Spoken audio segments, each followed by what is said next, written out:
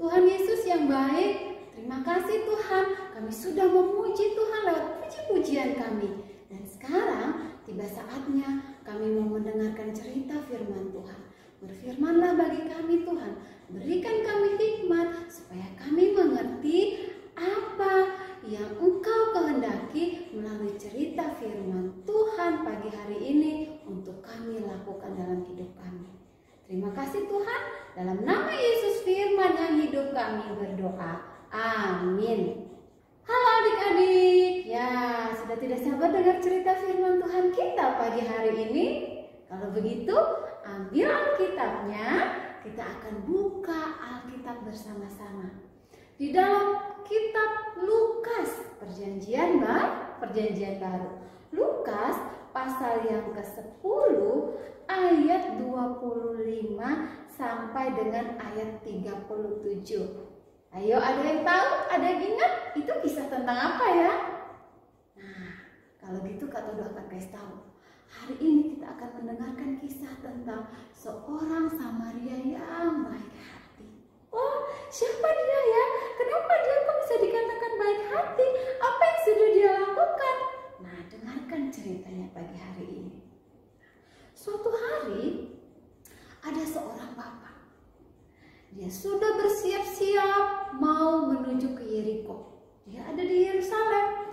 Dia mempersiapkan segala sesuatu untuk perjalanannya menuju Yeriko. Adik-adik, ketika dia dalam perjalanan, tiba-tiba ada yang menghadang dia. Stop! Dia terkaget. Adik-adik tahu siapa yang menghadang dia? Ternyata mereka adalah orang-orang jahat yang mau merampok dia. Wah, perampok-perampok ini langsung memukul dia, menghajar dia habis-habisan. Dan tidak cuma itu, mereka juga mengambil semua milik yang dia bawa pada waktu itu. Uang yang dia bawa, pakaian-pakaian yang dia sedang pakai, dia ambil semua. Adik-adik, dia sangat kesusahan waktu itu. Dia sangat kesakitan. Rampok pergi meninggalkan dia terkapar sendirian di tengah jalan. Wah, dia dalam hatinya, oh datanglah yang menolong saya. Lalu tiba-tiba terdengar suara langkah kaki menuju arah dia. Wah, siapa dia? Ternyata itu adalah suara langkah kaki seorang imam yang sedang mendekati dia. Imam ini sedang berjalan, lewat. Tiba-tiba melihat seorang yang sedang tidak berdaya. Wah, imam ini bilang, ih kasihan sekali orang itu ya. Pasti dia sudah mengalami hari yang buruk hari ini. Wah, apa yang terjadi adik-adik? Apa yang dilakukan oleh imam itu? Ternyata imam itu hanya melewati dia saja. Wah, padahal dalam hatinya, oh tolonglah aku imam. Tapi tidak seperti itu. Lalu imam itu pun pergi dan tidak mengambil tindakan apa-apa. Lalu lewat lagi adik-adik, seorang Lewi. Nah, dia juga melihat orang yang sedang terkapar itu. Apa yang dia lakukan? Ternyata hal yang sama dia juga lakukan. Sama yang dilakukan oleh imam tadi. Dia tidak menolong orang itu. Dia datang dan melewati orang itu. Kasihannya adik-adik, tidak ada yang bisa menolong dia. Dia sangat membutuhkan pertolongan. Tetapi ada yang lebih kasihan daripada itu. Apa itu? Siapa itu? Ya, kita. Kenapa kita dikatakan lebih kasihan? Karena kita adalah orang yang berdosa. Kita suka melakukan dosa. Dan karena kita suka melakukan dosa, kita harus dihukum oleh dosa-dosa kita. Wah, pasti tidak ada kan yang mau dihukum. Tapi masalahnya, kita suka melakukan dosa. Tidak ada yang mengajari kita berbuat dosa, tapi kita suka melakukan dosa. Dan dosa itulah yang membuat kita terpisah dari Allah. Kita tidak bisa tinggal bersama-sama dengan Allah. Kita membutuhkan penolong yang bisa menolong kita supaya kita bebas dari hukuman dosa kita. Sama seperti orang yang tadi. Dia sangat membutuhkan pertolongan, tapi tidak ada orang yang menolong dia.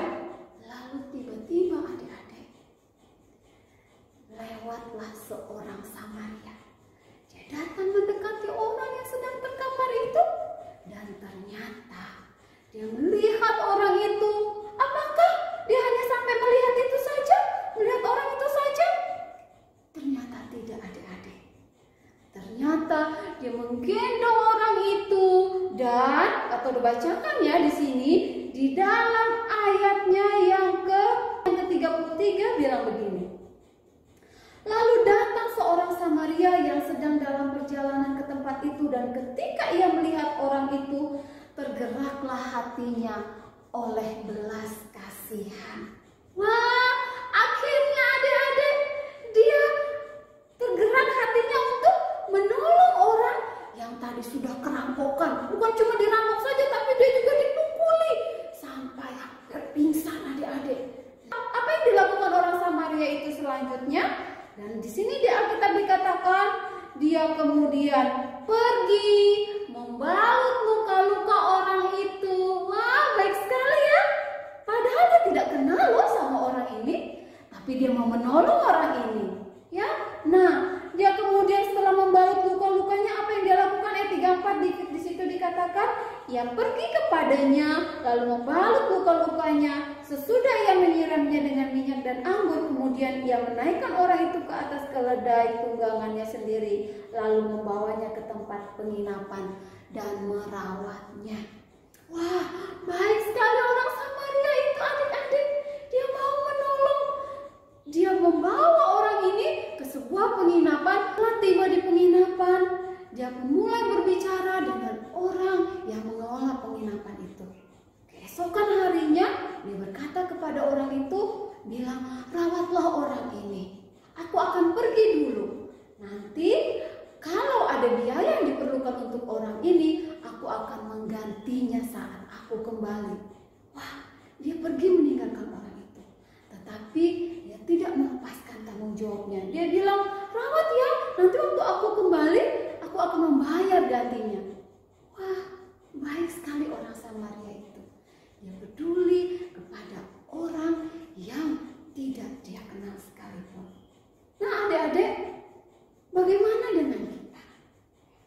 Kita juga membutuhkan orang yang bisa menolong kita saat kita jatuh dalam dosa, saat kita suka melakukan dosa.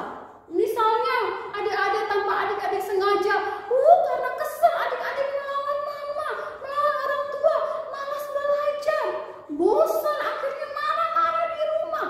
Siapa yang pernah begitu? Ayo. Nah, itu sama kita sudah melakukan dosa. Kenapa kita bisa melakukan hal itu adik-adik? Ya, karena ketika kita lahir, ya Roma 3 ayat 23 mengatakan semua orang telah berbuat dosa. Artinya tanpa diajarin pun kita bisa melakukan dosa. Dan kita suka sekali melakukan itu. Dan dosa yang kita lakukan membuat kita harus dihukum. Kita membutuhkan seorang penolong untuk bisa menolong kita. Sama seperti seorang Samaria tadi, akhirnya dia dapat pertolongan. Bagaimana dengan kita? Apakah kita juga dapat pertolongan? Iya, benar. Kabar baik buat kita semua hari ini, bahwa Tuhan Yesus, dia sanggup menolong kita dari hukuman dosa-dosa kita. Yang tadinya kita harus dihukum oleh karena dosa-dosa yang kita lakukan, tapi Tuhan Yesus amat mengasihi kita.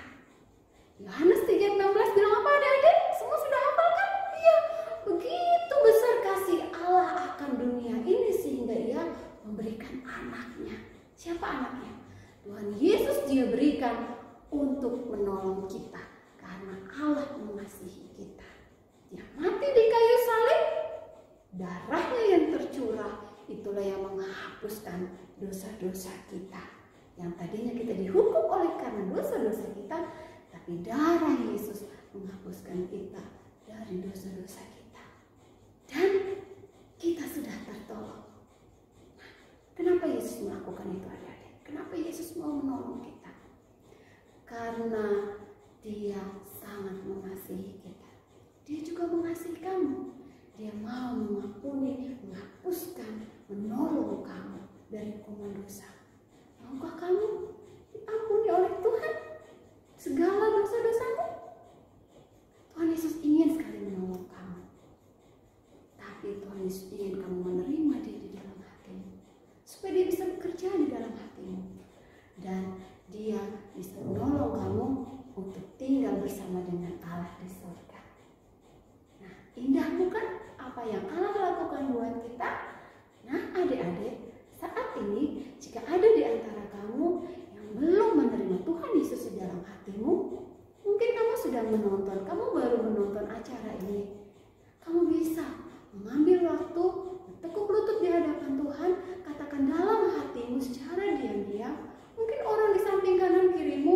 membuat kamu terganggu untuk menerima Yesus. Kamu bisa masuk ke kamar dan berdoa dalam hatimu, katakan, Tuhan, hari ini aku menerima Engkau sebagai Tuhan dan Juru Selamat pribadiku. Karena aku percaya Engkau satu-satunya Allah yang bisa menolong aku. Setelah itu, kamu menjadi anak-anak Allah. Nah, buat kamu yang sekarang sudah percaya kepada Tuhan Yesus, apa yang harus kamu lakukan? Ya, seperti orang Samaria itu, Allah mau kamu bertumbuh di dalam Tuhan saat kamu sudah menjadi anak Allah. Apa yang harus kamu lakukan?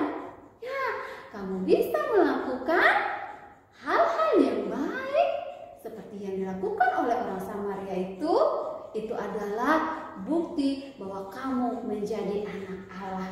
Artinya apa? Artinya kamu sudah menikmati kebaikan Tuhan sehingga kamu juga bisa berbuat baik kepada orang lain. Seperti orang Samaria yang baik hati tadi. Kita juga bisa melakukan hal yang menyenangkan hati Tuhan di dalam hidup kita. Oke? Siap? Wah, kata udah tahu pasti adik-adik semua semangat untuk menolong teman-teman yang saat ini sedang butuh pertolongan atau siapapun yang membutuh pertolonganmu. Mungkin orang tuamu saat ini butuh pertolonganmu. Ayo bantu mereka bekerja di rumah. Hal-hal kecil pun bisa membuat orang tuamu bahagia dan bangga kepadamu. Tetap lakukan yang terbaik buat Tuhan, karena Tuhan sudah lebih dahulu melakukan yang baik buat kamu. Tuhan Yesus memberkati kamu. Nah adik-adik, kita sudah mendengarkan cerita firman Tuhan. Tiba waktunya kita mau bersyukur atas firman Tuhan dalam doa kita pagi ini. Mari kita berdoa. Tuhan Yesus yang baik, terima kasih Tuhan, cerita yang indah sekali hari ini kami dengarkan melalui firman-Mu. Tolong kami ya Tuhan, agar kami bisa melakukan hal yang menyenangkan hati Tuhan, sama seperti yang dilakukan oleh orang Samaria yang baik hati itu Tuhan. Terima kasih Tuhan, karena Tuhan sudah terlebih dahulu berbuat baik bagi kami, menebus dosa-dosa kami, berkorban untuk kami. Ajarkan kami untuk kami terus bisa memuji dan menyembah Tuhan seumur hidup kami. Ini doa kami, dalam nama Yesus kami berdoa. Amin.